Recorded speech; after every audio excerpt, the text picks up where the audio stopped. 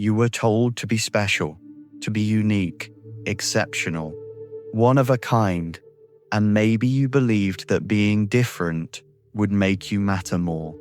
So you tried, you sharpened yourself, smoothed your edges, became someone rare, someone not like the rest. But here's the quiet part no one told you. The need to feel special is often the very thing making you feel alone. We live in a world that worships uniqueness.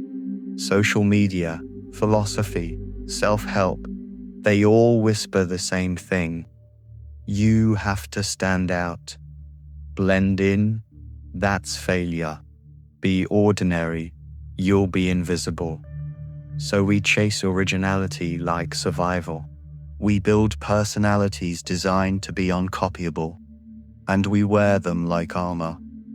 But no one tells you how heavy that armor becomes when all you want is to be understood, and how exhausting it is to constantly maintain the performance of being different, even when it no longer feels true.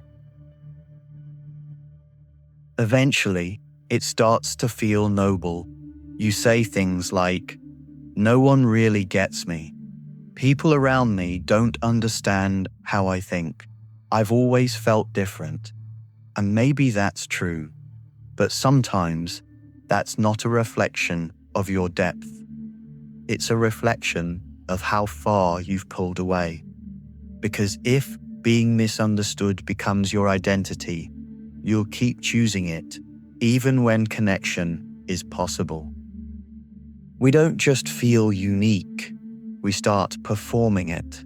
The way we speak, the way we express pain, the way we withhold things from others, just enough to stay untouchable. We become curators of our own difference, not to protect ourselves, but to stay valuable in a world that rewards rare more than real. And slowly, without noticing, we forget how to be open. We forget how to be just human. We start fearing what would happen if someone actually saw behind the mask. If someone reached past the persona and said, "You're not that different," because then what would we be? At the center of this performance is ego. Not loud, boastful ego, but quiet, spiritual ego. The one that says, "My pain is deeper than yours. My mind is harder to understand. My isolation is different."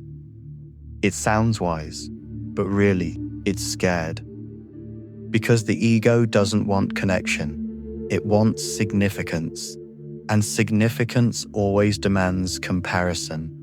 It needs someone else to be smaller so you can feel bigger.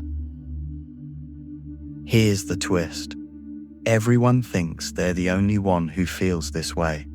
Like they're the only one who can't connect. That their loneliness is uniquely theirs. But that feeling, it's everywhere. We've all felt too different to be loved. Too weird to be included. Too rare to be understood. But none of that is true.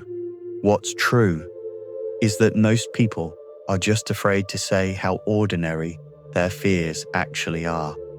Because we were never taught that ordinary is enough, only that it was something to outgrow. Deep down, you don't want to be admired. You want to be understood. You don't want to be praised. You want to be heard. You don't want to be seen as rare. You want to be seen as real. And the moment someone looks at you and says, "I feel that too," everything shifts. That's not special. That's human. And it's enough. Because connection was never about being remarkable.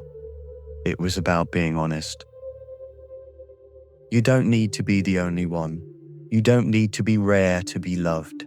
Because the more you chase uniqueness, the more you push away the very thing you need most, connection.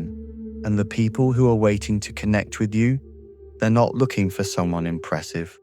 They're looking for someone honest. So maybe you're not special. Maybe you're just like the rest of us. And maybe that's the most beautiful thing you could be. Not separate, not above, just here and ready to be seen.